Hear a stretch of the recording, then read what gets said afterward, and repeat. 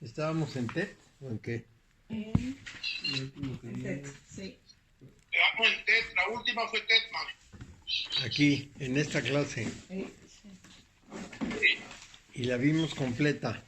Sí. Era el paso del agua al aire. Sí. Bueno. Ayer me preguntaron algo que hoy les voy a contestar. Bueno, ayer lo contesté, pero también a ustedes. ¿Por qué el alfabeto hebreo es visto como un alfabeto mágico con todo este contenido? Eso que parece muy, muy sencillo no es tan sencillo. Es decir, no es la decisión arbitraria de alguien que de pronto lo hizo, sino que es más bien la conclusión de todo un proceso de trabajo de la humanidad. Vamos a ir en pasitos. Primer pasito, los sumerios inventan el lenguaje, pero el lenguaje con unas especies de ideogramas. Es decir, es una figura que sugiere un objeto. Vamos a decir una espiga, una casa. Entonces un dibujito que sugiere eso y por lo tanto transmite la idea. El lenguaje empezó, el lenguaje escrito empezó por las necesidades del comercio y del control de los tributos.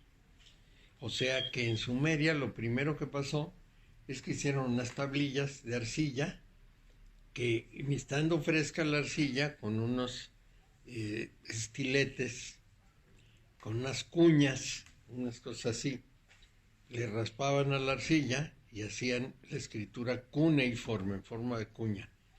Entonces ahí dibujaban, por ejemplo, cebada, y ponían unos numeritos para decir cuánto se había vendido, tributo, cuánto pagó fulano, tanto, cuánto pagó mengano, tanto. Puro negocio, el business. Y tenemos que entender que era un pueblo del Medio Oriente, son muy de business. Bueno, entonces así empezó.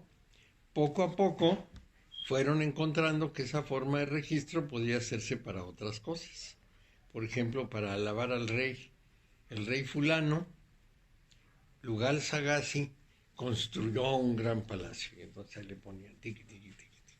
Bueno, eso duró como 1500 años así. Un montón de tiempo.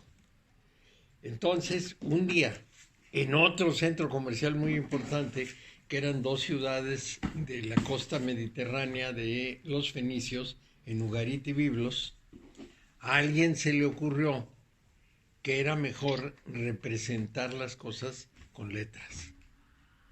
Y entonces lo que inventaron fue el alfabeto. Todavía no el alfabeto como el nuestro. En realidad más sería el beto que el alfabeto, porque no tenía vocales. Sí. Entonces inventaron la escritura de los hebreos. Más bien era la escritura de Ugarit que los hebreos copiaron. Entonces el lenguaje hebreo es un lenguaje tomado de Fenicia. Fenicia y Palestina eran casi una misma cosa. Todos eran cananeos y por lo tanto todos eran aproximadamente del mismo grupo racial. Bueno, entonces resultan dos cosas añadidas, porque esta es la parte importante.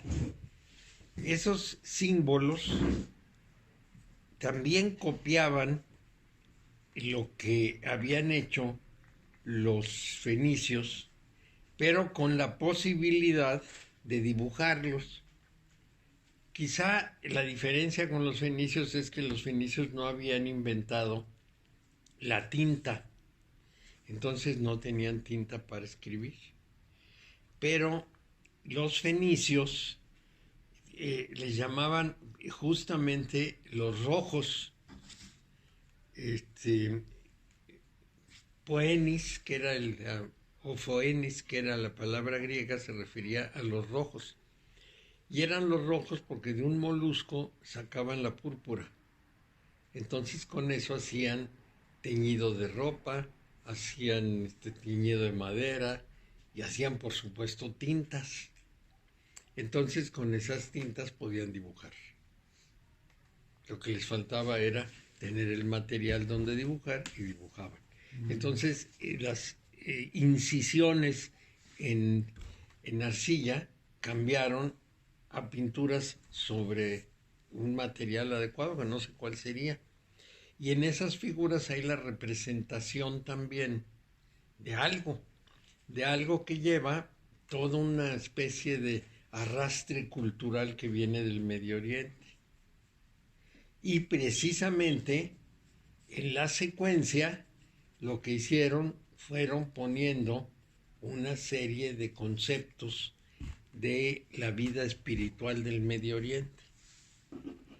De modo que cuando nosotros tomamos el alfabeto, nos vamos a encontrar con unas grandes sorpresas porque llevan contenido. De Ugarit pasó a Creta, es una isla que les quedaba enfrente, y circulaban los fenicios, que eran puro comercio, circulaban por el mar Mediterráneo, y Creta en principio era la que manejaba el Mediterráneo. Entonces el alfabeto llegó a Creta y de Creta pasó a Grecia. Las 22 letras del hebreo las adoptaron los cretenses. Después de los cretenses, los griegos. Los griegos, tiempo después, le agregaron 4 letras para unos sonidos que no estaban representados. Y quedó un alfabeto de 26 letras como el nuestro. Entonces, esas letras son parecidísimas, porque en el alfabeto hebreo es Aleph, Bet, Gimel, Dalet, y en el nuestro es A, B, C, D. En el griego es alfa, beta, gamma, que es el Gimel, delta, epsilon, ¿sí?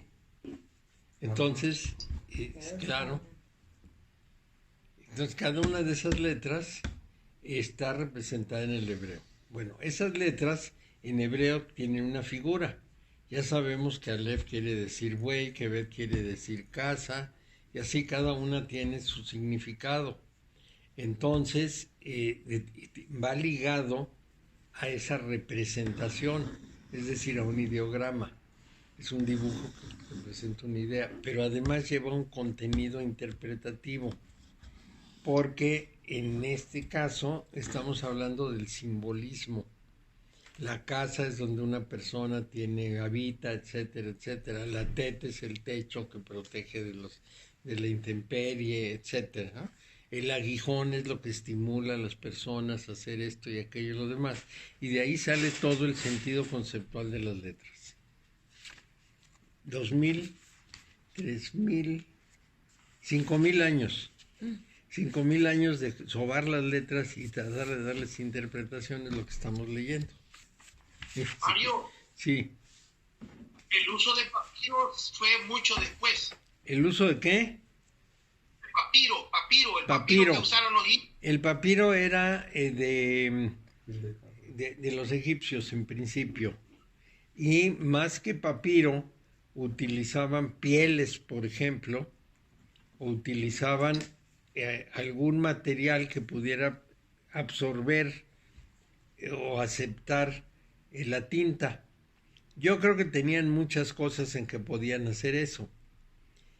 No solo, por ejemplo, tenían telas, tenían madera, tenían pieles, y los chinos sí tenían una especie de papel.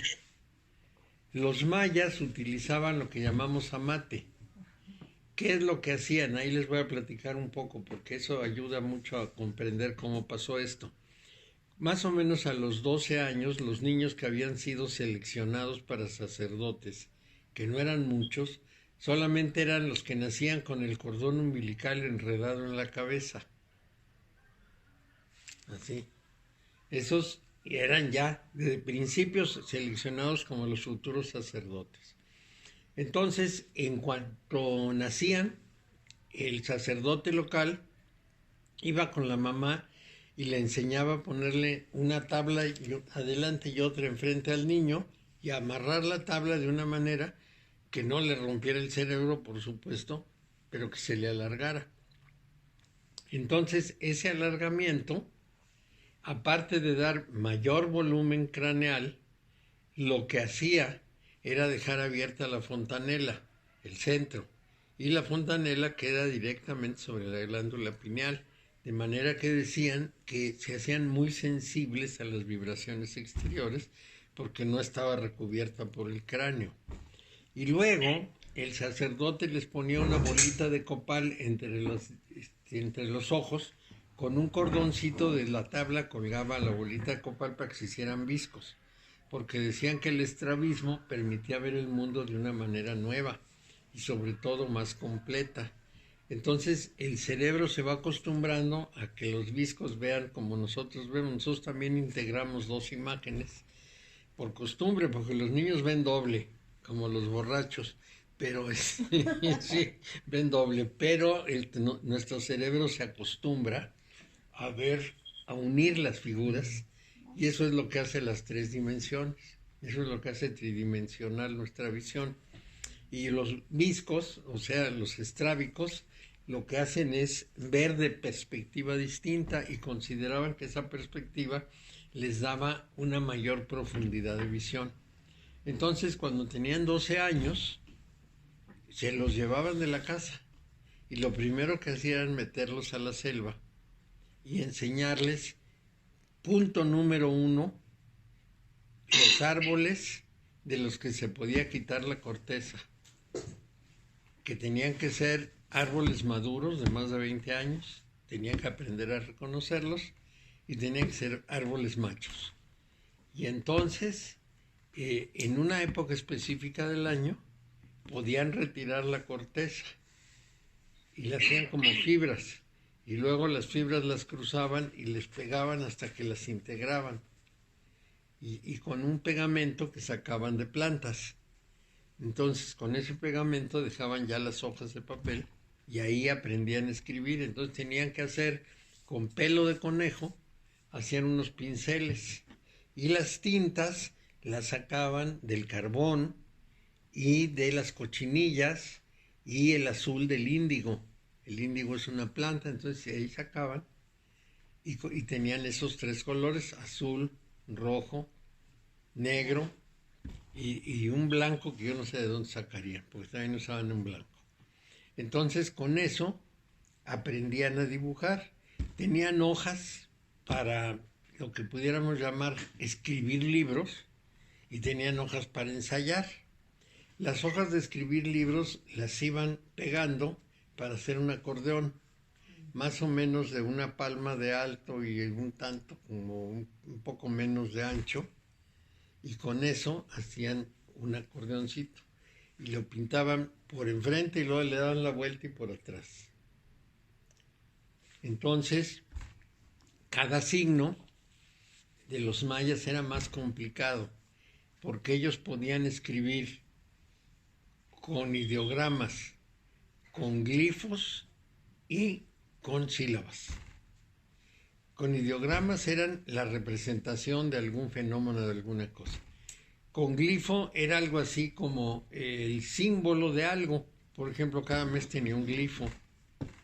Cada lugar del espacio tenía un glifo.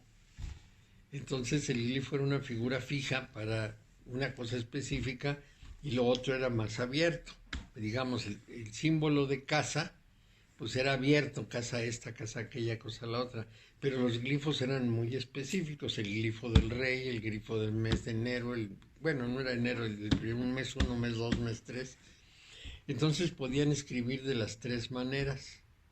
Además de escribir sobre el papel amate, podían, porque había unos especialistas en eso, poner la escritura en piedra. Entonces tenían que darle a la piedra y dejar lo mismo escrito. Esto era pero así de muchísimo tiempo. Luego les enseñaban herbolaria y otras muchas cosas, pero la escritura tenía esa característica. Entonces, había muchas formas de decir algo porque podían usar los ideogramas, los glifos y las sílabas.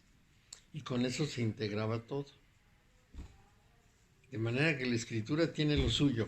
Bueno, entonces nosotros lo que estamos haciendo es descifrar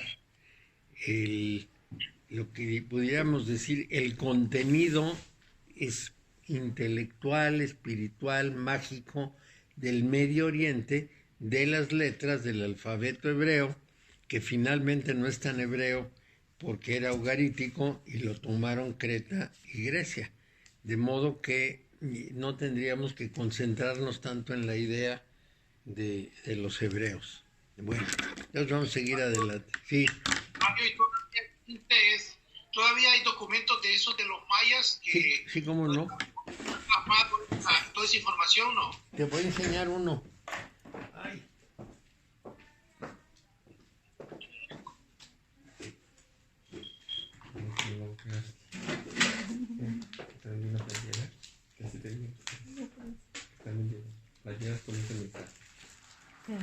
Qué chingón.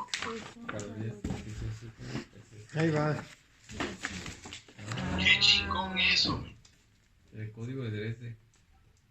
Uy, va a pasar por tantas aventuras ese código. Y es largo, se despliega más, es largo. Wow. Sí. Una joyita. No, aquí ya lo tengo agarrado. Entonces, como pueden apreciar, pues hacían unas tirotas. Era verdaderamente tremendo el asunto. Y se llama Códice de Dresde. Ese tiene parte la mate. Ah, no. Bueno, imita la mate. Y es por el Fondo de Cultura Económica, él se lo hizo. Sí, aquí está el libro de interpretación. Estos son jeroglifos. Muy importante de leer. Que sí es muy interesante. A ver, déjenme ver si lo encuentro, buscando, porque nunca lo encuentro. Esto es una caja de monería, Mario. Si pudieras estar aquí, si tan solo pudieras estar aquí.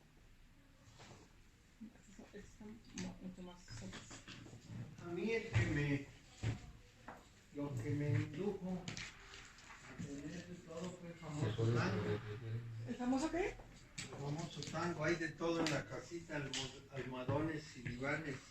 Si llegara usted a faltar, ¿qué haría con todos sus libros? Si llegara yo a faltar, Ajá. no, ya cuando falte ya no va a haber libros. ¿No? Ya no, porque ¿Por ya qué? estoy disponiendo de ellos para que vayan quedando en las manos de los que los usan a fondo. Entonces ya voy soltándolos. Y eso va a ser, es muy útil porque como es una acumulación, digamos, Bueno, ahí los que nos quieran. razonada de las cosas, entonces ya hay forma de que se utilicen bien. Bueno, entonces, ahí fui acumulando yo un montón de cosas. Mario, tenía una pregunta. ¿El ugarítico con el hebreo tienen mucho que ver o no tienen nada que ver? El hebreo salió del ugarítico. Es muy parecido. No, los hebreos pasaron por ahí y se llevaron el lenguaje de ugarítico. El origen del lenguaje hebreo es el ugarítico. Los primeros hebreos utilizaban la lengua local de esa zona, de toda esa zona. La lengua local era el arameo. Eso es con lo que hablaban. Y con lo que escribían era con el hebreo, porque el arameo no tenía forma de escribirse. Entonces, como pueden apreciar, La arameo no se puede escribir. no se podía. No, es que no escribían, nada más hablaban.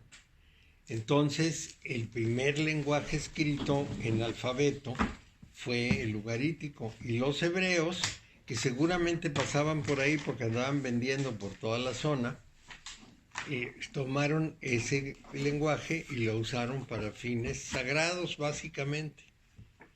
No hablaban hebreo, lo que hablaban era arameo. Incluso Jesús en ese lugar también, su prédica era en arameo. Aparentemente sabía leer el hebreo, pero su prédica era en arameo. Incluso ya para el tiempo de Jesús el arameo sí se escribía. Pero cuando había este lenguaje no. Entonces los códices, si al que sabe leerlos, le dicen mucho. Al que no sabe leerlos no le dicen nada. Yo que no sé leerlos, me leo el libro de Thompson, que cometió algunos errorcillos, pero fue de los primeros que hizo eso. Pero la verdad es que es un clásico. Y entonces uno ve lámina por lámina y le va diciendo, esta lámina aquí dice esto y aquí dice esto y este glifo es tal. Y va uno aprendiendo la lectura. Para ellos eso es un libro escrito. El Códice Dresde. Hay 3 códices originales. Uno es el Vaticano, otro es el de Dresde, hay un códice de París. En fin, hay varios. Hay el Borgia, que es el del Vaticano. Entonces, yo nada más tengo pero pues con tener uno me basta, porque ni lo sé leer, ahí no sería para tenerlo. Pero con el libro de Thompson se puede muy bien. Lo editó el Fondo de Cultura Económica. Y yo soy muy feliz de tenerlo. Bueno. Casi no hay. Vamos a la letra. Que se murió y estaba la ex esposa, los hijos buscando en su biblioteca muy parecida a la tuya, muy grande. ¿Dónde quedó ese? Porque tenía también una reproducción así, que era muy valiosa. Sí, el código Borgia lo tengo, pero en fotocopia. Pero no me importa, pues es igual, se lee igual. Y es gordo. Creo que aquí lo tengo, vamos a ver. No, lo saqué. Debe ser este que está aquí. Este es el código Borgia. No pasa nada. Tengo 2. Por si uno se cae. No, tengo 2 con ese. Pero ese no es original. También de Fondo de Cultura Económica. Sí, también. La Sociedad Estatal de Siglo Centenario de España. Pero es un paquetazo. Y ahí, no, pues es una lectura muy dedicada, porque no es nada más leerlo, sino que hay que buscar la interpretación. Trae explicación y todo, pero sí está. No es suficiente. Los 2 los usé para una clase que di sobre mayas. Sí.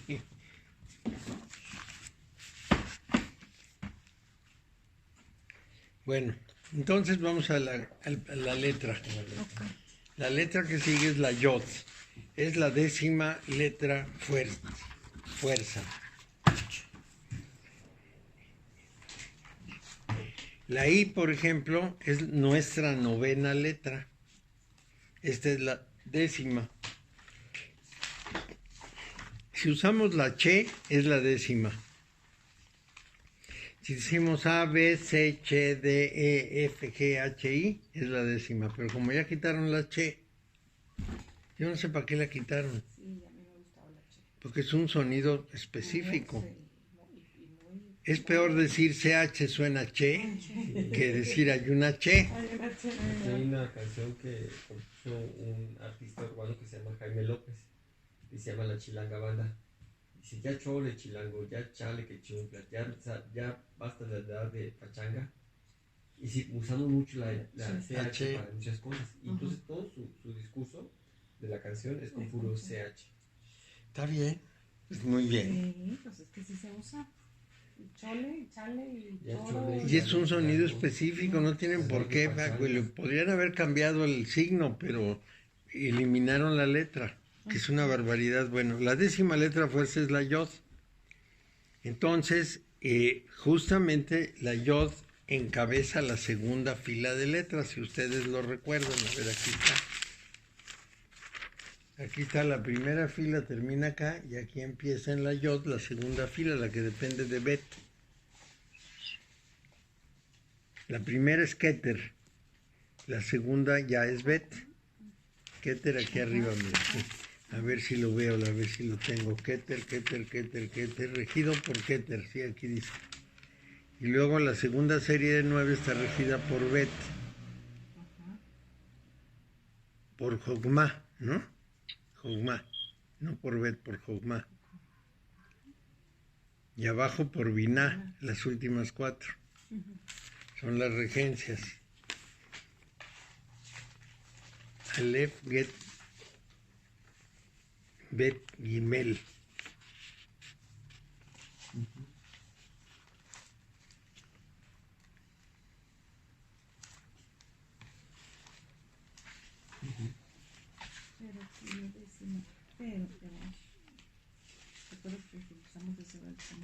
Bueno, entonces seguimos. Empieza la serie de Beto, la serie de Jogma. Muy bien. Entonces, con el yod se regresa a la unidad.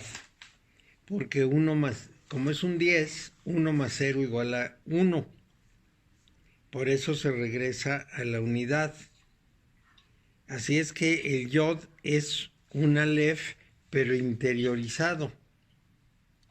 O sea, el manantial de vida, que en el aleph es la simiente de todas las cosas, en el yod es una fuerza que actúa desde nuestro interior y que por lo tanto nos da la posibilidad de crear cosas. Esa característica es la que significa el inicio de los triángulos. El yod es una iniciativa creadora. Es el esfuerzo inicial para crear. Es el impulso creador. El hei, que es el segundo, es distinto porque el hei lo que hace es ser receptivo de ese impulso creador. Pero el yod nosotros lo tenemos para crear cosas. De manera que el nombre de Yahvé, que empieza con yod, nos reproduce la manera creativa del universo. Primero hay un impulso, luego hay algo que recibe ese impulso. La síntesis del impulso y el receptor es un neutralizador y los tres forman la base de toda creación. Eso es la santificación del nombre divino, de Hashem, el nombre. Ya 100 ya lo desconecto. Bueno, entonces, el yod es muy importante por esa razón. Porque es la capacidad creadora del ser humano.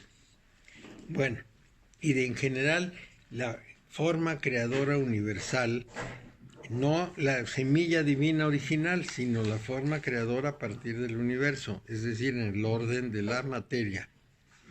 Así decimos que el yod es un aleph en fase G, es decir, el poder divino plantado en nuestra tierra humana, que es el cuerpo físico, estableciendo así en nosotros la base racional para la comprensión de la obra divina. Otra vez, el aleph es un impulso divino, es la fuerza divina que hace un plan para el universo. El yod es la fuerza en la manifestación, es lo que va generando las cosas materiales y en manos de los seres humanos es su impulso creador. Entonces está relacionada con el cuerpo físico. Entonces, lo que dice la teoría es que nada, absolutamente nada puede comprenderse si no lleva dentro la clave que ha de permitir esa comprensión. Entonces, hasta que no lo tenemos dentro, no lo comprendemos afuera. Yo, para comprender algo, tengo que tener adentro un concepto. Esta es una diferencia respecto de los animales. Si yo no he elaborado, por ejemplo, el concepto de cariño, frente a un acto de cariño no lo defino como cariño. Yo tengo que primero generar el concepto para después usarlo. Esa es más o menos la idea.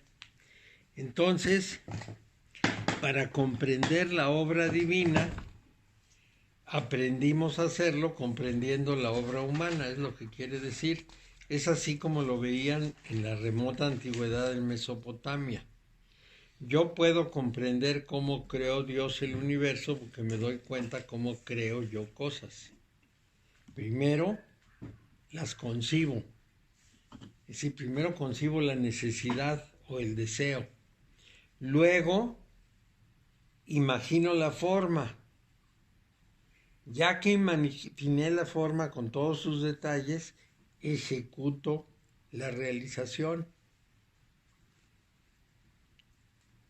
Entonces aterrizo la idea. Y ya que aterrizo la idea, tengo un objeto. Entonces, primero es la capacidad creadora, inventiva, vamos a decir. Primero la inventiva, después la ejecutiva, la de ejecución de la obra, y luego ya tengo el objeto.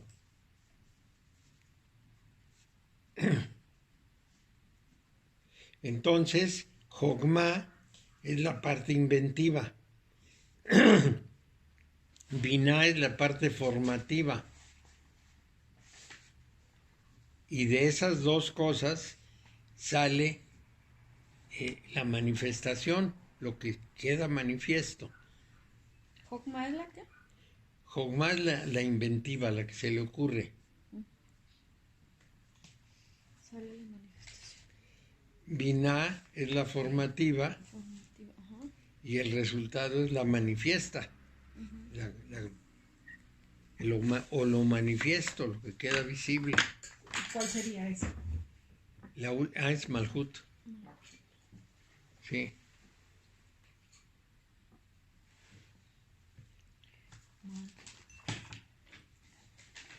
Entonces, tenemos que ver que Yod es la parte inventiva. Sí, bueno, si el Tet representaba el mundo en el camino en que el individuo ingiere el maná divino, el Yod representa el momento de la asimilación de ese maná, o sea, la incorporación del pensamiento divino en nuestro organismo físico. Nos hace creadores. A nivel de elementos, el Yod es el aire en su fase de creación y transformación interna.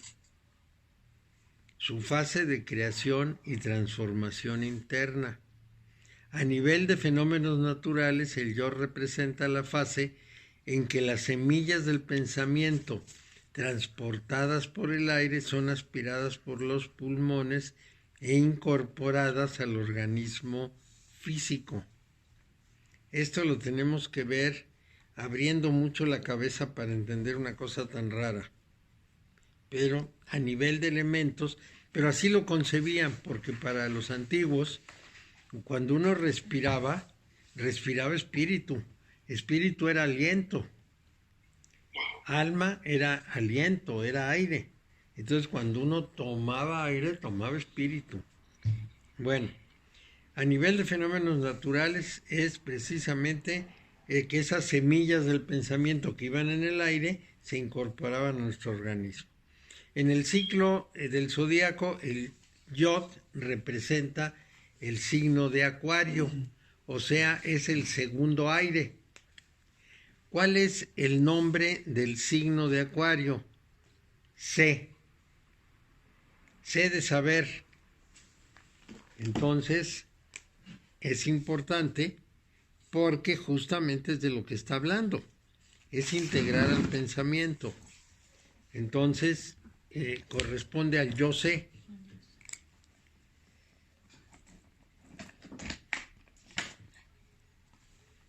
Y de ese signo hereda el poder creador que permite construir en la tierra los modelos edificados en el cielo. O sea, así como es arriba es abajo. Sería esto, así como es arriba, similar es abajo. En el orden de los sefirot, el Yod corresponde a Malhut, porque es el aterrizaje.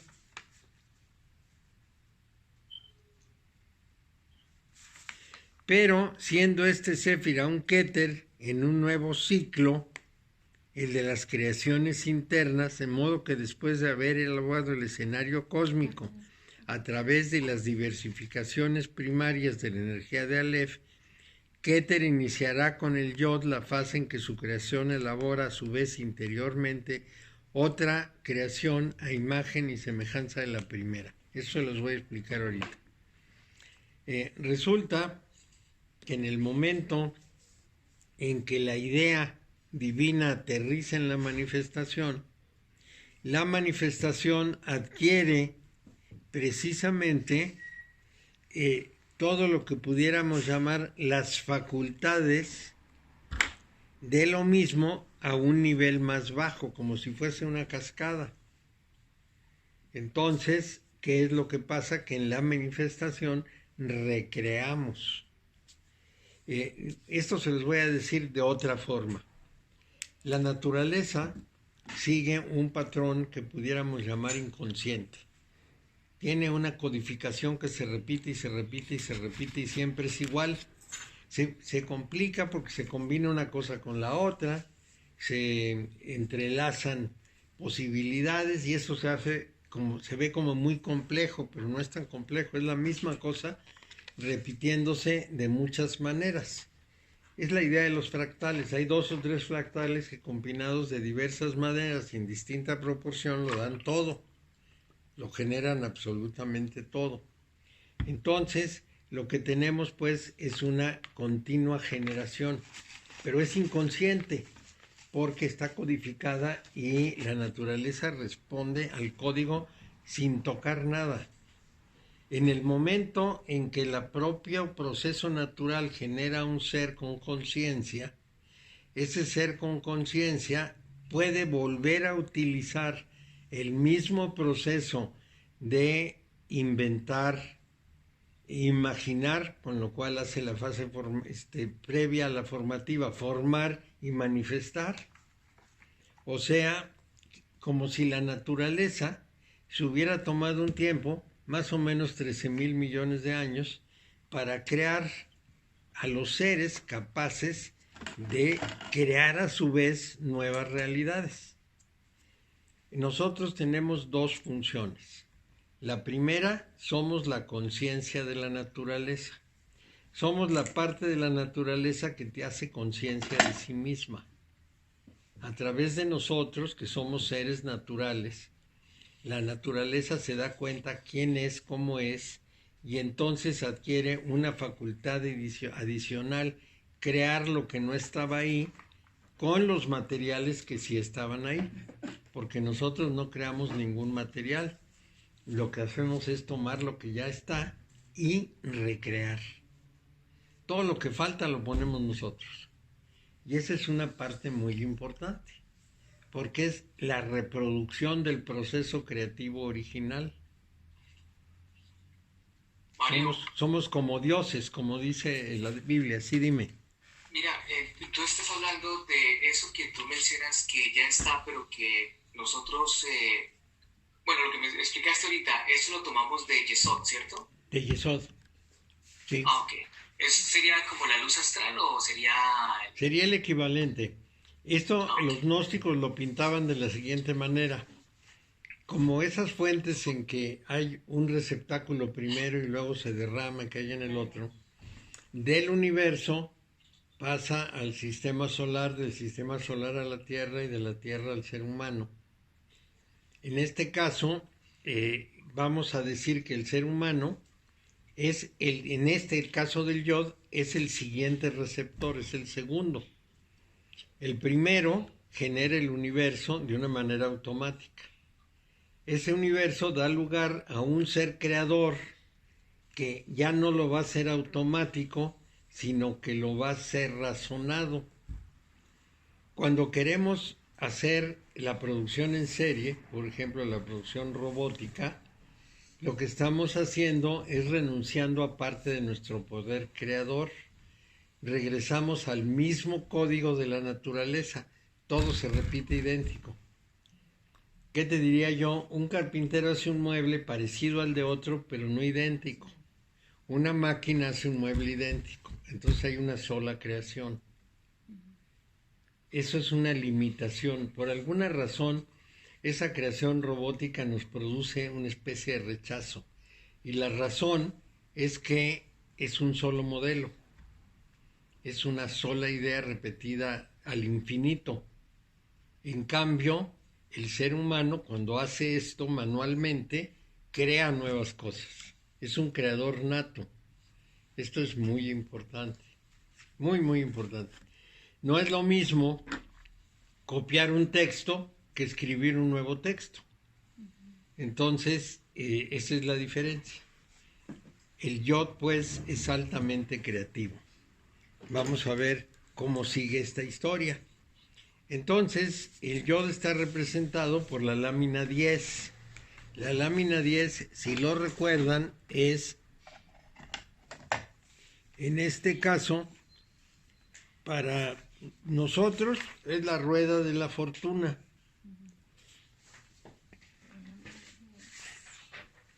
La lámina 10, la rueda de la fortuna.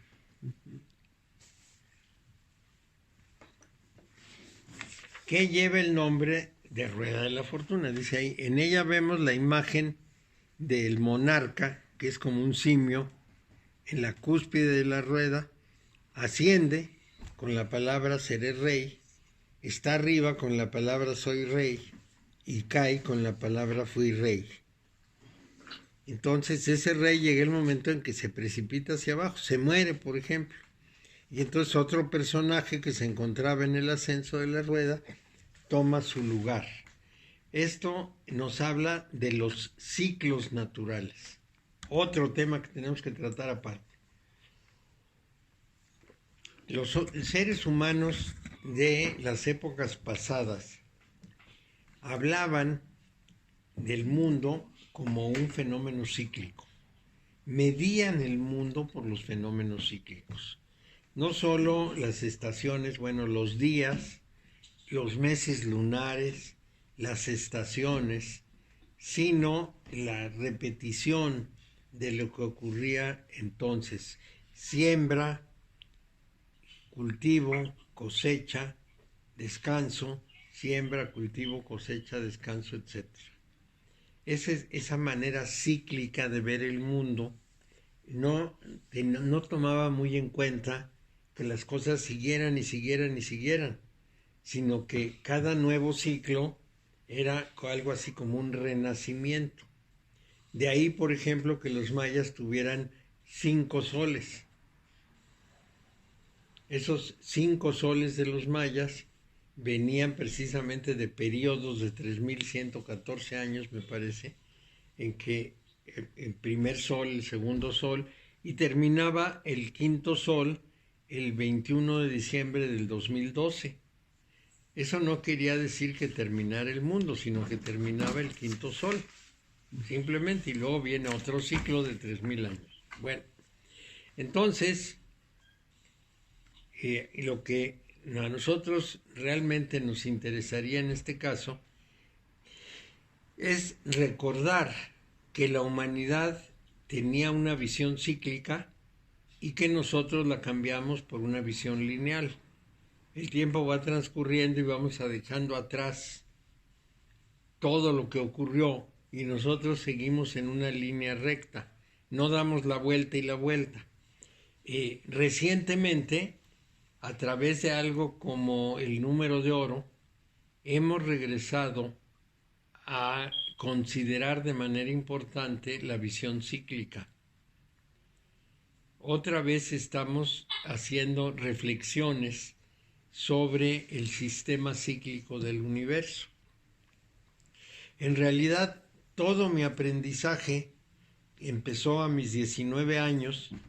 Mi aprendizaje ya de esto enfocado empezó a los 19 años cuando me encontré a un maestro que me pidió calcular la historia en una hélice, es decir, en una espiral en el espacio, de manera que los fenómenos históricos los fuéramos poniendo en ciclos para ver su semejanza. Es así como empecé este derrotero de la hermética. El religioso lo empecé muy joven, lo empecé a los 11 años, pero a los 19 es que comencé a ver el mundo cíclico. Y el mundo cíclico era verdaderamente fenomenal, porque encontramos una gran cantidad de lo que pudiéramos llamar correspondencias en la naturaleza. Esos ciclos o esas formas cíclicas como la hélice se dan en el crecimiento de las plantas, en sus hojas, por ejemplo, sus ramas, sus hojas, los estambres en las flores, los pistilos, en fin, en todo encontramos esa manera cíclica espiral. Pero la exploración de esa manera cíclica en la vida humana era una idea original, cuando menos entonces. El que fue mi maestro lo consultó con Millikan, que era un premio Nobel de Física, y le dijo, pues es una exploración extraordinaria. Si no hubiera muerto el maestro, probablemente hubiéramos terminado publicando un libro sobre los ciclos históricos. Pero bueno, pues se petateó y se acabó. ¿Y todos sus discípulos no le siguieron a la escuela? Pues éramos muy jóvenes. No teníamos... ¿Quién se murió? ¿Tu maestro? El maestro, sí. Ah, yo pensé que el maestro de tu maestro. No, el maestro se murió, el que ya había hecho todo, averiguado un montón de cosas, y aunque nos la transmitió, nosotros no teníamos el plan en la cabeza. Eso lo podría haber hecho después, pero finalmente, pues, era una tarea a la que había que dedicar toda la vida, porque toma muchísimo tiempo hacer eso. Oye, pero esos, por ejemplo, son relaciones matemáticas, o son... Bueno, tú trazas una hélice como un resorte. Ajá. Lo trazas con matemáticas, Okay. siguiendo el número de oro. Y luego colocas una fecha histórica en una cierta posición. Uh-huh. Y como cada círculo vas arriba del otro, tienes que localizar todas las fechas históricas que correspondan a ese ciclo. Entonces lo más difícil es encontrar un ciclo a partir del cual reconstruyes todos los demás. Como una base, porque pues tampoco Sí. tiene base, no tiene... No, inicio. cuando regresa un fenómeno. En el momento en que sabes que regresa un fenómeno, ya tienes el primer ciclo. Okay. Y entonces puedes buscar el segundo, luego el tercero, luego el cuarto. Pero la historia, vamos a decir que todavía no está tan desarrollada para darnos todos los datos. Les voy a contar algo que les va a dar una idea de esto. Y a lo mejor no tiene mucho que ver con lo que estamos viendo, pero sí define el camino a seguir. Nosotros, por ejemplo, siguiendo a Darwin, tenemos un desarrollo lineal de la vida. Empieza en una célula, se va haciendo cada vez más complicada hasta llegar al máximo desarrollo, que es el que conocemos ahorita, y después pues habrá más desarrollo. Sin embargo, hay otros tratadistas que no siguen a Darwin y dicen, es que así como hay evolución, también hay involución. Por ejemplo, hay un español reconocido que dice que quizá hubo seres humanos completos, íntegros, hace 2,5 o 3 millones de años, algunos de los cuales continuaron y otros involucionaron. Entonces dice, como no tenemos antecedentes de los simios, o sea, no hemos encontrado esqueletos de simios de épocas muy remotas, puede ser que los simios hayan sido una involución. Entonces no lo sabemos. No una evolución a partir de los simios hacia los homínidos, sino una involución de los homínidos por falta de alimento, por condiciones especiales, por desastres naturales. Ya no es cíclico. Perdón, ya no es lineal, es cíclico. Se regresa a una posición anterior. Y claro, eso es cuando es inverso. Y no, en realidad no sabemos cómo se produce eso. Tenemos muy poquito tiempo Sí. viendo, digamos, Mario. la espiral. Lo que sí descubrimos es que cuando llegas al último ciclo se repite muy rápido todo. Sí, dime. Mira, o sea que ahorita que estamos viendo la rueda de la fortuna, se compara mucho también con la carta del mundo. O sea que estamos hablando como de una espiral ascendente donde comienza con Aleph y termina con el mundo y ahí comienza otra vuelta y otra vuelta infinito. Así es, efectivamente así es. Es un ciclo sin fin. Pero además, mira, la espiral se va de ancho a angosto y luego empieza a hacerse otra vez ancha y luego empieza a ser otra vez angosta. Entonces partes de un periodo muy, muy, muy, muy largo y poco a poco se va haciendo más corto el ciclo hasta que llega tan rápido que se repiten las cosas en un instante, vamos a decir, y otra vez empieza a hacerse cada vez más largo. Esos cálculos son muy difíciles. Nos costaban horas y horas y horas de estudiar historia, de situar cosas, de ver si correspondían, si no correspondían. Es una idea muy difícil de desarrollar. Y la verdad es que tienes que saber mucha historia. Y como comprenderán, a los 19 años yo no sabía mucha historia. Pero bueno, cuando menos asistí a las clases del maestro Gorman, que era muy buen amigo, con el que me llevaba yo muy bien y aprendí historia con él. Pero, bueno, pues ¿qué le vamos a hacer? Así es esta vida. Bueno, pues ya nos está pasando la vida. Mario, ¿será por eso el Kali Yuga es tan corto?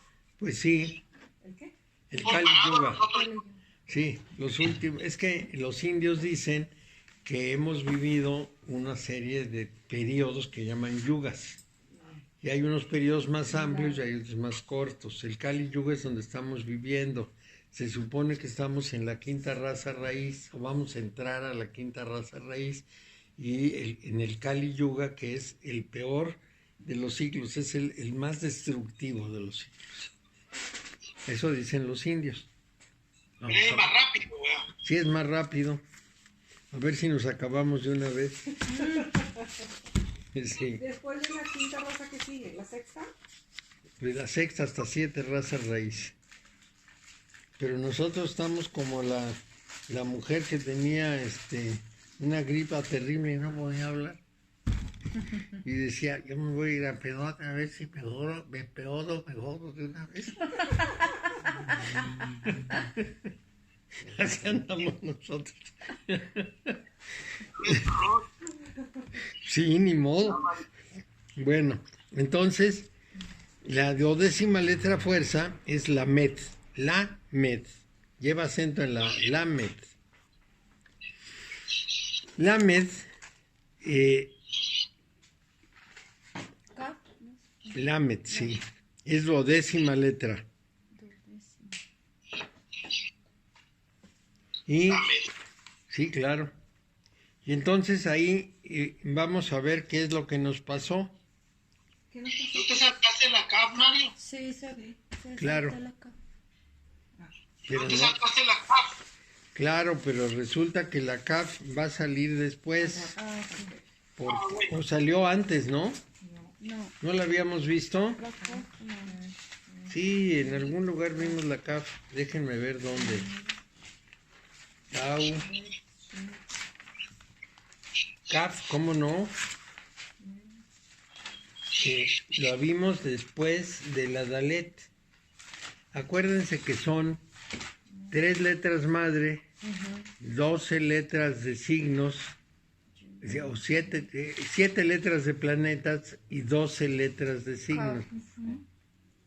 Oh, es que la estás viendo, sí, es que estás viendo esta de fuerza, ¿verdad? Ya la habíamos visto antes porque corresponde a un ciclo. Después de darle Sí, Jato, cap. cap. Con cada- Es que según si es con puntito, si no es con puntito. Sí, es la misma. Es la misma, sí. Sí, esa letra, si lleva un puntito, es kaf, y si no lleva puntito es jaf. Y también hay una jaf final que no se pronuncia.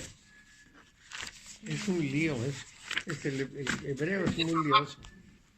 Entonces, Es la doceava letra de fuerza, ¿verdad? sí, en las letras dobles son Bet, Mercurio, Gimel, Luna, Dalet, Venus, Kaf, Júpiter, Pei, Marte, Reish, Sol y Taf, Saturno. Entonces ya la habíamos visto. Sí. Sí. Así es que Tranquilo. la letra 11 ya pasó. Vamos ahora a la 12, sí. La 12ª letra fuerza es la Lamed. Dice, en el estadio Jaf hemos visto cómo se exterioriza el pensamiento con el objetivo de cambiar el orden de las cosas. Pero al final de esa experiencia el individuo se dará cuenta de que no es dando consejos a los demás que conseguirá cambiar lo que pretende cambiar, sino que será preciso poner las manos a la masa y materializar sus ideas con su propio esfuerzo. Nosotros en este momento en México estamos en ese proceso. Todos los que detestan a López Obrador hablan, pero no hacen, entonces tienen que usar CAF. Tienen que cafearse para que se pueda, que se pueda hacer algo. Ya Emilio Madero ya dijo, nosotros tenemos la culpa porque nomás andamos de abliches, hay que actuar. Pues sí. Y tiene, lo peor de todo es que Emilio Madero, que es tan tranza, tiene razón. Y sí, que ser tranza no le quita que sea listo. Bueno, entonces nosotros tenemos que poner manos a la obra. No solo hablarlo, sino realizarlo, materializarlo. El Lamed representa esa etapa de transición entre la teoría y la práctica. Entonces sus funciones son parecidas a las de Dalet y a las del Heit, pero están referidas a la transición entre el ciclo de tierra que empieza, que eso es muy importante, pasamos de aire a tierra. En la tabla de letras vemos que el Lamed se sitúa debajo de Gimel. Primera letra que realiza funciones Bab propias de Binah. Bueno, entonces, ¿en qué estamos? Estamos precisamente en un nuevo ciclo. Y eso es una cosa que debemos siempre pensar en términos de ciclicidad. Es importantísimo pensar en ciclicidad, porque esa es la única forma en que vamos a entender esto. Son ciclos de creativos, ciclos formativos, ciclos de aire, de agua, de tierra y de fuego. Entonces, estábamos en el aire y tenemos ahora una transición tierra. El Lamed se encontrará igualmente bajo la jurisdicción de Binah en este nuevo ciclo de creaciones y será el segundo G de Gimel o de Gimel. El segundo G es el que ya tiene la obra realizada, o sea, el resultado práctico de la acción divina expresada a través de Gimel. Acuérdense que es Gimel es la letra que sigue inmediatamente de Bet. Este resultado práctico ha de impulsar al hombre a realizar una obra concreta en la tierra, como Dios la realiza en el cielo. Esto es fundamental, realizar una obra concreta en la tierra. Esa es la función Lamed. En el ciclo zodiacal, el Lamed corresponde a la transición entre Géminis y Capricornio. Géminis, ya saben que está, y después de Tauro y Capricornio está arriba, después de Sagitario. Entonces es una transición de ese al otro, es decir, de una aire a una tierra. Géminis es un aire, es el tercer aire. El primero es Libra, el segundo es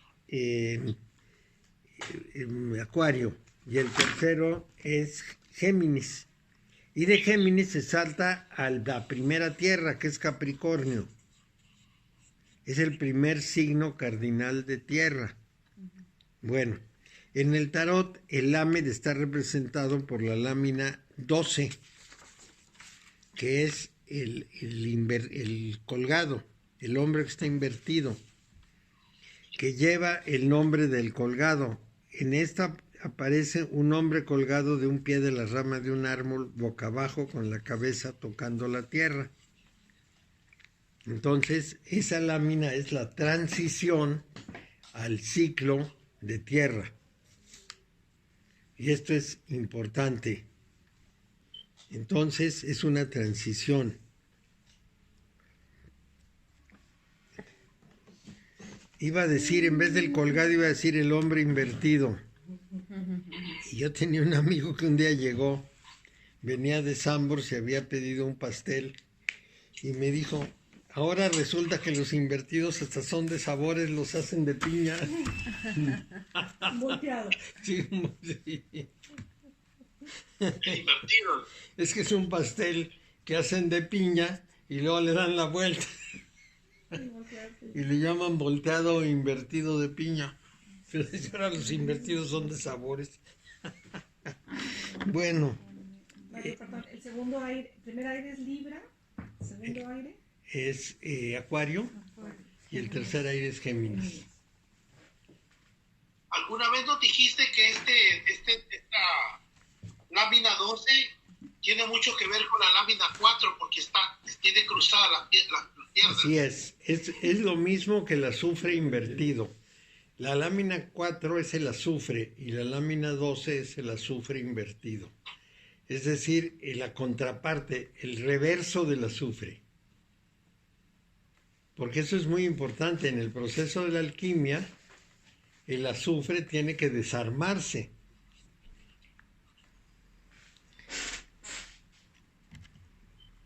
Ya estoy diciendo cosas misteriosas. Y nadie entiende qué quiere decir eso, de desarmarse el azufre. al rato va a salir. Al rato ¿Se saldrá. acuerdan de no sé qué? Sí. La 14ª, ¿sí? Fíjate, como yo trabajé en siderúrgica, en fundición, Sí. muchas de las cosas que dices yo las entiendo bastante. Sí, sí, la fundición tiene mucho que ver. La fundición. Se mezclaban metales y se hacían aleaciones. Sí, todo trabajo con metales tiene algo de iniciático. ¿Por qué? Porque es haber sacado el mineral de la madre tierra y procesarlo. Entonces, en general, se representa a los herreros como cojos y tuertos como Vulcano, porque están pagando las consecuencias de violentar al hijo de la tierra. Y es muy importante. En la antigüedad, sobre todo en el Medio Oriente, todos los herreros eran apestados, los mandaban fuera de la ciudad y solo los veían para comprarles lo que hacían, pero no eran considerados dentro del grupo. Y esa es la razón por la cual a los gitanos se les ve feo, porque ellos trabajan el hierro, trabajan el metal, hacen puñales. Yo que tengo una taller de herrería, estoy apestado. Pues sí. Eres apestado, socialmente apestado. Y en el Una vez zodiaco, ¿Sí? me dijo, carne asada, me dijo, nosotros somos los malditos, me dijo. Sí. ¿Y por qué somos? Me dijo, ¿por qué somos malditos? Le dije, porque nosotros le arrancamos el metal a la tierra. Nosotros les traemos el metal a la tierra. Eso Y la que se consideraba un aborto. Provocábamos un aborto de la tierra. que el zodiaco, ¿a qué signo pertenece la 12? La de Lamed, ¿no dijo? Lamed. Lamed. Es el tránsito Ok, de entre los Géminis dos. a Capricornio. No eso. Sí. Entonces, sí, así lo tenemos. Ok. Bueno, luego viene, A ver, pero antes tantito, María. Quitarle eso a la tierra, pero entonces, pues se supone que si la tierra está ahí, pues es para nosotros. no, No necesariamente. eso es lo que nos dice la Biblia, pero no es para nosotros. Nosotros somos parte de la tierra, participamos de ella y entonces no deberíamos hacer lo que se nos pegue la gana, sino vivir contribuyendo con la tierra. El gran desastre ecológico es precisamente haber creído que nos pertenecía y podíamos disponer. Y la tesis ahí es una cosa muy sencilla.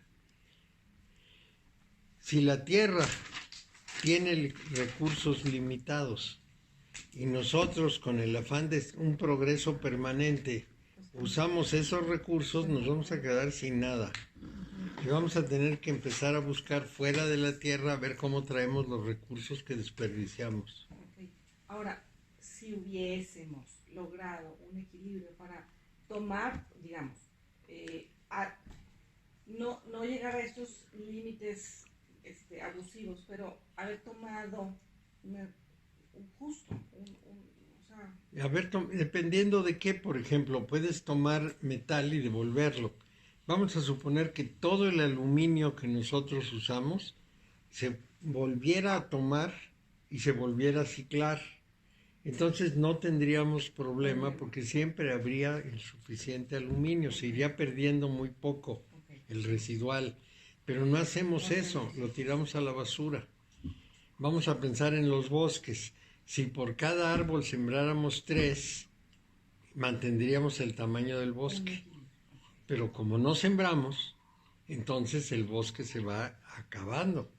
Se lo comen todo. Y así es en todo en la naturaleza. Lo que hemos... que es ¿sí? totalmente como si fuera infinito, sí. No con recursos limitados. Entonces, ¿qué es lo que dice la nueva economía, la de ahora, con todo el susto ecológico? Es la tierra tiene una cantidad limitada de recursos. Entonces nosotros debemos tener 2 límites. Un límite es que las personas... Déjeme aquí, más o menos. No, aquí. Un límite es hacia adentro, es decir, que las personas tengan lo mínimo para vivir, lo suficiente, pero que no les falte nada. Ese es nuestro límite interno. Y el límite externo son lo que tiene la tierra. Entonces, entre los 2 límites es donde tenemos que hacer toda la vida económica. A eso le llaman la dona y lo inventó una inglesa. Lo representan así. Suéltate, hoja. Se agarra y no quiere. Yo no, dice, agarra la otra. Este que está rayado es el humano. Lo necesito hasta acá. Esto es la tierra y donde podemos movernos es aquí. Entonces, ¿qué es lo que dicen? Pues a los productores les tenemos que decir, tu límite de producción es este. No, es que yo quiero producir más porque crear. No. Con esa creación lo único que hace es amolar al medio, excederte, saturar los mercados y crear una crisis económica. Este es tu límite. Y hasta ahí. Te autorizo a producir, pero hasta aquí. En tanto tiempo. Y se acabó. Algo yo oí alguna vez que había límites de basura por país, pero Estados Unidos pues, estaba 6 veces arriba. No tiene límite. Entonces le compraba los límites a países tercermundistas. Sí. Entonces, que los países tercermundistas no llegaban a su top. Entonces, pues te lo compro. Te mando basura, sí. Pues entonces, ¿a dónde? O sea... Pues es desde el poder. Esta propuesta que tengo por acá, esa, es una propuesta reciente. A partir de que una economista inglesa encontró lo que pudiéramos decir el hilo negro, ¿no? Si hay límites, porque ya el Club de Roma, por ahí de los 70, había hablado de los límites del crecimiento. Incluso se publicó un libro que se llamaba Los límites del crecimiento. No podemos crecer más allá de esto. Y nos salimos. Pero el individualismo de Occidente dijo, bueno, y si yo puedo producir más, ¿por qué no producir más? Y hay que producir, y hay que hacer generar riqueza, y eso es muy importante. Y el progreso, esa idea del progreso nació con la Ilustración, pero esa idea del progreso permanente se acaba permanentemente en la Tierra. Entonces va a ser necesario fijar los límites. Y yo ya estuve maquinando, porque tengo unas alumnas muy conservadoras que vieron esa teoría y se sintieron muy contentas. Dijeron, sí, ese es lo lógico, fijar los límites. Entonces, en la siguiente sesión les voy a decir que eso se llama economía planificada. Y ellas van a empezar a usar la palabra. Y en la tercera sesión les voy a decir que la base del comunismo es la economía planificada y se van a traumar. Le das nada más le dices, es economía planificada y hay que tomar el Zócalo de México. Oye, no, está eso, que digas, ¿sabes qué? Economía planificada, por lo que no vas a comprar nada de lo que ya tengas. Pues sí. ¿Vieron cuánta gente fue al Zócalo de este hombre, ¿cómo se llama? Gilberto Lozano? Yo creo que eran 50. Sí, es increíble. Somos 50,000. Llegaron 50. No, 5 millones. Porque además le prohibieron entrar al Zócalo porque está el control del virus. Entonces le pidió a un juez y el juez le dio un amparo para que los dejaran entrar.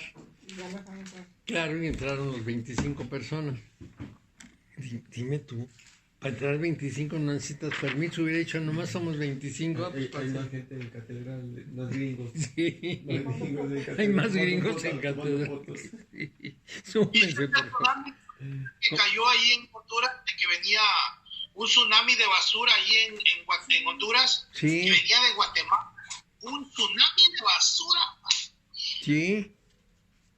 Están queriendo llevar a la Corte Internacional a Guatemala, porque esa basura viene de Guatemala para Honduras. La arrojan al mar, claro. Eso es terrible.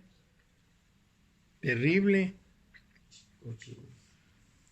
Pero bueno, vamos a ver, Nun es la 14ª letra fuerza. ¿Y por qué la 14ª? ¿Cuál nos saltamos? La 13. La 13.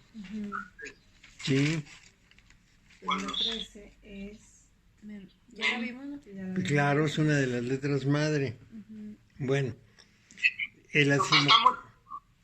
¿cómo? La 14ª letra, si el mem representa la semilla de las construcciones materiales, el nun significa el periodo en que estas semillas germinan en la tierra. Es decir, lo que sigue, ¿no? La germinación dando lugar a la implantación y fortalecimiento de lo material. Como ven, desde la primera letra viene una secuencia, desde la idea divina hasta la realización humana, que es muy importante, y apenas vamos en la 14ª, nos faltan 8. Entonces, es la implantación y fortalecimiento de lo material.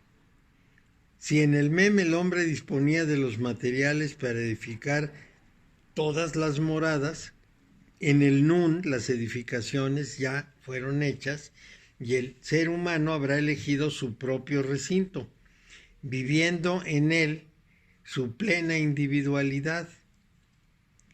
Ya se encuentra totalmente separado de la vida cósmica a la máxima distancia posible de la unidad divina dentro del universo. Entonces, el nun representa la mitad del camino, representa el punto máximo en que el individuo puede separarse de la ley primordial, ya que a partir de ese punto lo que se va a producir es el regreso. Es decir, primero nos alejamos, llegamos al límite de alejamiento y empezamos el regreso. Si quieren más o menos medir por dónde andamos, a fines del siglo XX empezó una gran ansiedad en Occidente por las teorías orientales, por las doctrinas orientales con la idea justamente de regresar al espíritu. El alejamiento que se inició en la Ilustración en el siglo XVIII va ahora de regreso. Es como si nos hubiéramos alejado desde Keter hasta Malhut y empezamos el camino de regreso de Malhut a Keter. Bueno, en el ciclo zodiacal, el Nun corresponde al signo de Tauro, que es la segunda tierra. La primera tierra es Capricornio y la segunda tierra es Tauro. Entonces, de ahí recoge el privilegio de la plenitud física, de la belleza material, porque Tauro está presidido por Venus en su fase nocturna. Entonces, hereda de Tauro el deseo de que las cosas permanezcan tal como son. Acuérdense que Tauro es toro sentado, de aquí nada se mueve. Eternamente con su inalterable belleza, el bienestar que aportan y la dicha que producen al contemplarlas. Eso, cualquiera que conozca un Tauro sabe cómo tiende a ser tremendamente estable. Ay, sí. Yo quiero. Desesperantemente estable. Desesperantemente estable, Bernardo. León, mi hermano. Ayer que, Sí. No, que le de propuse. repente sí, como que no. le propuse hacer una escultura padrísima para una construcción. No, chaleta. Sí, yo vivo con uno. O sea, estoy así Fíjate que ahora entiendo. Sí, los Tauros son fijos, toros Muy sentados. terrenales. claro, terrenales. Entonces deberíamos echarnos 9 meses para atrás y decir, no, espérate al mes siguiente. Sí. Oye, pero esto, y ahí, perdón, me perdí un poquito con la belleza. Sí, porque resulta que en el zodíaco, Venus es regente de 2 signos, de Libra y de Tauro. Es el regente diurno de Libra y el regente nocturno de Tauro. En el caso de Libra es para exhibir y mostrar y desparramar la belleza. Y en el caso de Tauro es para conservarla, para retener. Por eso Tauro es tan retentivo, porque tiene a la Venus nocturna. Y porque es tierra, ¿no? La tierra quiere que todo sea constante, sí. Fíjate que ahora entiendo por qué me decía la hija de Lili, me decía, para mí mi mamá se fue para México. ¿Mi mamá qué? Mi mamá se fue para México. Ah, Me dijo, mi mamá no ha muerto, mi mamá se fue para México. Y yo le dije, ¿cómo? Sí, me dijo, mi mamá no ha muerto. Ella es Tauro.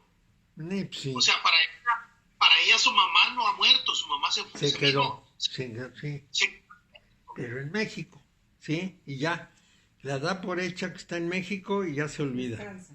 Sí. Bueno, ¿y a dónde fue a parar su hijo, por cierto? El otro día hablamos de él, pero no te pregunté. ¿Qué pasó Pues con ahí el está. muchacho? Ahí está haciendo su trabajo. ¿Cuál? ¿El hijo de Claudia o el hijo de... El nieto que tenía en su casa, Lili. No, ese se fue a trabajar ahorita es manager de un Home Depot. Ah, qué raro. Sí, agarró un trabajo ahí en Home Depot de manager. Bueno, pero ya se mantiene. Sí, ya se está manteniendo el solo, está bastante bien el jodido. Qué bueno, porque era preocupación de ella. Bueno, Pero me dice él de que él me va a seguir considerando su abuelo. Le digo, pues sí, síguele. Ah, bien, pues sí. En el ciclo sefirótico, el Nun corresponde a Geburá. Geburá. Es parte, está bajito de Biná, es decir, al aterrizar las cosas, del cual hereda la energía reproductora que aporta la fertilidad. En Geburá coinciden las fuerzas que separan, y ese Sefirá fue el que separó al hombre del paraíso terrenal, y las fuerzas que unen mediante la purificación. Entonces son dos cosas, las fuerzas que separan y las fuerzas que unen. Bueno, en el Nun actúan las que separan, creadoras de la individualidad, es decir, separan al ser humano de toda la naturaleza. En la tabla de letras hebraicas, el Nun se sitúa por debajo del G, letra que representa el amor universal, significando que ese amor se ha interiorizado en lo particular, en lo fraccionario, en lo individual, en lo perecedero. Lo que en el G era amor de todo lo creado, en el Nun es amor de las propias posesiones, por lo que uno mismo ha generado, trabajado e instituido, amor por la propiedad privada, por su propio espacio físico, que es la persona, por el recinto en que se vive.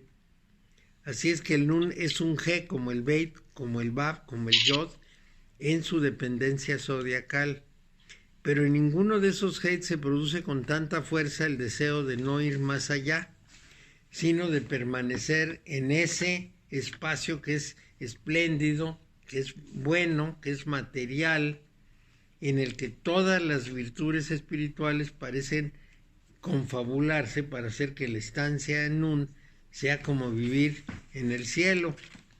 Entonces, ahí vemos a los tauros totalmente dedicados a pasarla bien, es decir, a tener lo suyo, a estar estables, a que nada cambie, que todo Por sea eso es el yo bonito. quiero, de su palabra no es el yo quiero, pero Yo quiero, sí. de quiero, deseo, Sí, imponer, no, de ¿no? quiero de poseer. de poseer. El quiero, deseo de imponer es de Escorpio. Y aquí es el de acumular. Por ejemplo, Materialista. sí, mi mujer es Tauro y cuando pone una cosa en un lugar siempre tiene que regresar a ese lugar. Si yo tomo, por ejemplo, este vaso que ella puso aquí, tomo y lo dejo acá, me dice el vaso va aquí. Yo digo, ¿por qué no acá? No, aquí. Ah, bueno, Aparte tiene mente fotográfica, Sí, registra sí. todo. No, y todo tiene que ser estable y estar en su lugar y suceder en su momento. Entonces, yo le doy dinero y dice, esto es para esto, esto es para esto y esto es para esto. Se le acaba el de aquí y le digo, pues toma el de junto. No, porque eso es para tal cosa. Aquí me tienes que rellenar de nuevo. Hay que rellenar este cajón, claro. Y dice uno, no puede ser. Qué falta de flexibilidad. Pero así es. Es Y cuadrado, pero es sí. que también ellos sufren si no siguen sus propias reglas. Claro, si se altera, sufren. Y sufren mucho, se sienten siempre incompletos. Para ellos tiene que ser así, para ¿Cómo evitar que su no sufrimiento. prendió? A ver otra vez. Ya. Ya, es que no está haciendo buen contacto. A lo mejor hay que cambiar el botoncito. Apagador. Sí. Malísimo porque es un conjunto. Y ya no venden de los mismos. No, de estos ya están Y hay que descontinuados. comprar de otros. A lo mejor yo tengo alguno guardado, porque yo guardo todo lo que va sobrando, lo voy guardando y luego lo uso. Y sabes qué, los que venden ahorita están bien chafas, se ponen muy rápido. Sí. Sí, hay cosas que yo he guardado que siguen usando, tienen que teniendo la capacidad de uso que tenían originalmente. Y son muy útiles Pero porque... sabes también que, María, que solo tú las usas. Ah, sí. Eso es una delicia delicada, porque tú ya sabes y le pones y le... Si lo prestas a alguien, se le cayó el hilito, se le rompió la tapa, ya no... ¿Por qué? ¿Por qué? ¿Por qué no lo tratas igual? ¿Por qué no me tratas igual? ¿Por qué se meten con mis macetas? ¿Por qué me rompen mis macetas? Exactamente. Entonces, cuando tú lo usas, lo guardas, lo dejas en un lugar y nadie te lo va a mover, es una bendición. Sí, porque yo, lo que sea, mira, tengo que cambiar un empaque y digo, el empaque de eso está aquí. acá. Entonces voy, lo tomo y lo aplico. Y ya sé que lo tengo que reponer. Pero tú aquí sabes y ahí. Y, Si yo hago una vez y exactamente. 7 pares de manos mueven Y dices, ¿dónde está? y el desarmado, yo lo dejé ahí. Ya no está, sí, y dice uno, sí. Bueno, entonces, en el tarot, el Nun está representado por la lámina 14, que es la templanza. es un ángel que está mezclando aguas, que lleva el nombre de templanza. En ella vemos a un ser alado con 2 jarros, uno a nivel inferior en su mano derecha, que recoge los fluidos del otro, que está en su mano izquierda, y entonces se van derramando y las aguas fluyen para arriba y para abajo, indicando así que la esencia espiritual pasa enteramente a los objetos materiales, a los que potencia y da realidad fantástica. Y aquí hay un punto que siempre deberíamos tener muy en cuenta y que yo les llamo la atención hacia él. Nosotros, por costumbre, porque así fue generado desde el iluminismo, pensamos que la realidad es lo que se puede contar y medir, que es físico, que está ahí, que es contable y medible, o cuando menos lo podemos hasta retratar, y que todo lo demás, que es impalpable, que es misterioso, que es incomprensible, no existe. Ese es un vicio terrible del desarrollo del iluminismo, porque hay muchas cosas que tienen una realidad que escapa a cualquier forma de razonamiento y a cualquier forma de medición y a cualquier forma de percepción con los sentidos. Hay muchas cosas que escapan a eso y que hemos pasado al cuarto de los trebejos porque lo consideramos de segunda. Y resulta que es precisamente en lo que consiste la vida. Nuestra vida no consiste en la manipulación de objetos materiales y de nuestra persona como objetos materiales.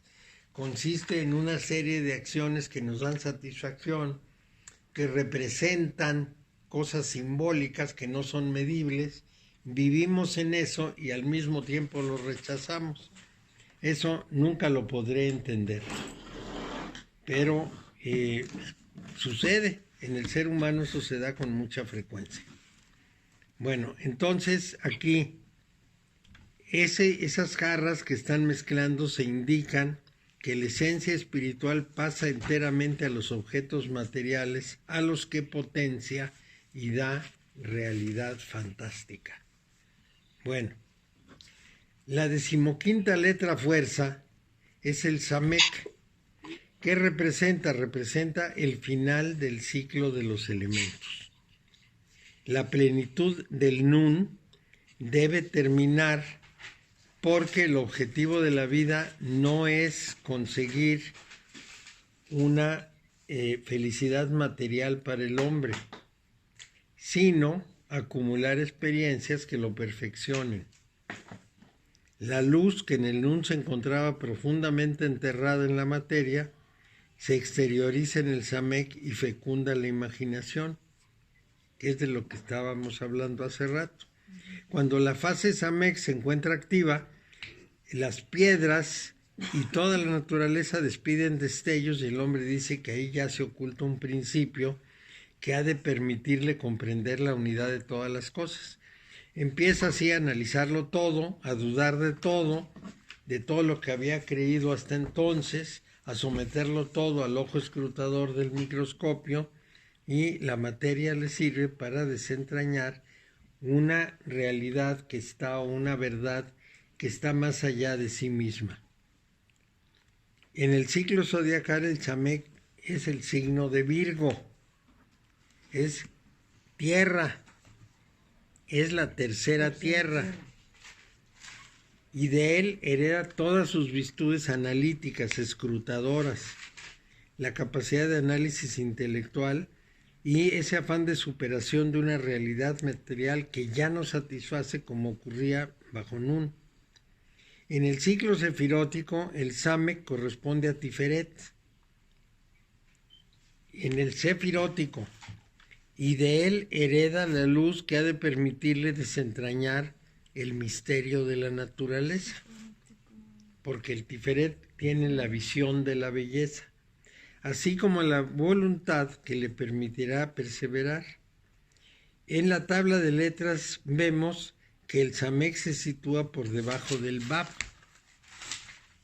Vimos que este era el creador del deseo. Aquí la fuerza del Bab se vuelve positiva y recrea en la imaginación. El Bab es la comunicación entre la luz y las tinieblas. Y el Samek es la vida de encuentro entre los conocimientos científicos y los espirituales. Por eso es la mezcla de unas aguas con las otras. En el Samek, el sabio del laboratorio y el iniciado se dan la mano, es decir, coinciden. Así eran los sabios de la antigüedad, eran sabios en lo hermético y sabios en la ciencia. En el tarot está representado por la lámina 15, que es el diablo, o que le llamamos el diablo. Está bien padre. El Bab, dijimos. El Bab, en Samek. En ella vemos a un diablo que se yergue sobre una piedra cónica, con dos figuras humanas desnudas atadas a una piedra, con una cuerda anudada alrededor de sus cuellos. Es la imagen del hombre encadenado a las realidades materiales y a las fuerzas superiores. Entonces andamos con la lámina del diablo. Mario, pero el diablo no corresponde a Yin, que significa ojo. No, el diablo está en Samek. En Samek. Sí. Allí es que depende de dónde empiezas la contabilidad. Acuérdate que si empiezas con el mago 1, es distinto que si empiezas con el loco 1. Sí. Está corrido. Sí, está corrido, entonces es otra interpretación. Y en este caso, el Ain o el Ain está el de la torre, de la carta 16. Entonces, por eso tenemos esas dos interpretaciones. Es verdaderamente increíble que no se hayan puesto de acuerdo los expertos. Sí. La verdad es que habría que reunirse, tomar una decisión y de ahí en adelante trabajar sobre esa decisión, pero no se ha hecho. Bueno, llegamos al final porque ya son las 7:30, pero vamos a seguir. ¿Cuántas letras nos quedan, Mario? Uy, nos quedan muchas porque estamos apenas en la 16ª, nos faltan esta y otras 6 y otras 5, ¿no? Samek, estamos en la 15ª, ¿no? Estamos aquí. 15 horas. ¿Terminamos Samek. Samek o quedamos algo de Samek? No, terminamos Samek y ahora lo que sigue son las siguientes 6 letras, 16, 17, 18, 19, 27, 21 y 22. Hice muy cortita. Bueno, 21 porque 22 no Porque no da. alcancé a notar nada. ¿Cómo? Que digo, hizo muy cortita Samek porque no alcancé a escribir nada. Nada. Bueno, entonces, Es como la combinación perfecta entre la parte científica y la parte Veo a las cultural. 8:30, Mario. es la unión de esas dos realidades. ¿Cómo me decías que la pantalla se movió? Sí. No, que te veo a las 8:30. Ah, sí, nos vemos a las 8:30. ¿Cuándo es la próxima Bueno. clase? Es el 29, es el 29, el primero. El 1 de octubre nos vemos, sí. Bueno, muchas gracias, Mario. Y Bye. hasta luego, Bye. gracias a ustedes. Bye. Bye, Luis. Cuídate. Ok, Jueves. Luis, cuídate. Samek, ¿a qué? Samek. Samek, Samek. ¿a qué? Diablo. Aquí pare- aquí. No, ¿a qué se tiró? Al tipo. No tiene sefirot. No tiene. No tiene. No. Es que no alcanza los sefirot para las 22 letras. Ah, ok. Nomás son 10. Los senderos sí, pero los sefirot no. Pero aquí no El le. sendero sería el... ¿Y aquí por qué le puso? Sí. Ya me la eché, ya la copié. Sería un sendero entre... Samek Ujú. es el tifaret de Jochma. Eh, El Tifaret de Jochma.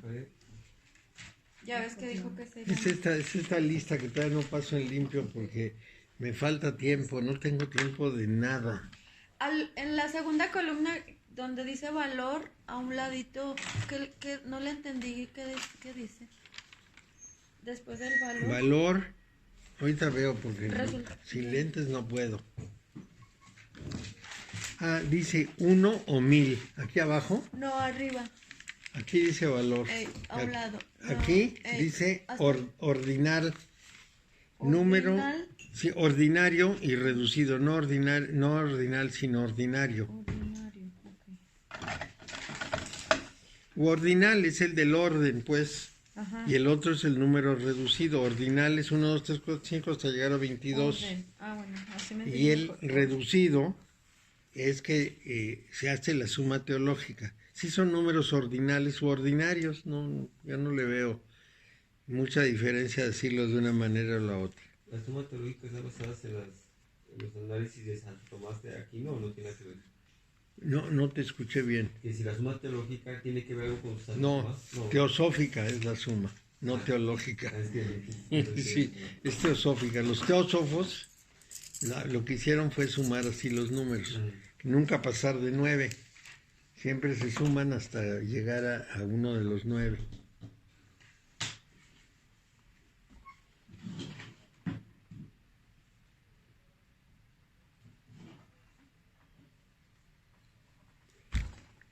¿También escribes bien rápido?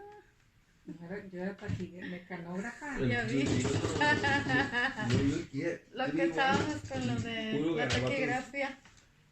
Voy a retomar mi libro de Yo escribo con relativa rapidez, pero no soy mecanógrafo. Me equivoco mucho cuando no Oh, estoy luego, viendo. ¿qué puse aquí? Uno mismo no se A mí me entiende. hacían exámenes con un babero con la máquina. Y Sí. empezaba, el señor de la casa puede tener y no podíamos ver. Entonces, pues ahí de repente, ya, si se te va, sí, o sea, que se te vaya esa y síguele, porque si no, ya, te regresas y Todo se equivoca, Y te he sí. visto trabajando así, y hablando, Volteada. platicando, y así, y yo, fíjate. Sí, porque saben lo que están haciendo y pueden dividir la atención. Yo, por ejemplo, o hablo por teléfono o hago otra cosa. Si me están hablando los niños, no los pelo porque ya luego ¿qué pasó? no puedo. ¿Qué quería? Ajá, o hago una cosa o la otra. No, yo no puedo hacer eso en la máquina. Escribo con cierta rapidez, pero no puedo hacer eso. Tú me editas, Mario, yo te escribo. Eso es.